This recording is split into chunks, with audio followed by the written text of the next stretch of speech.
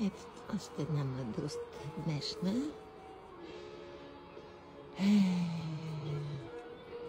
Хоп, хоп, още една мъдрост. Това не е мъдрост по-точно. Това е една телевизия. Много известна от времето, но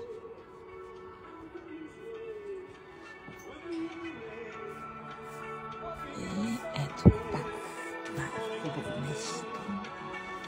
Битака. Ще ви заведа на Битака да видите Битака. Страшно е там, е много яко. Това е Битака. Аз имам един такъв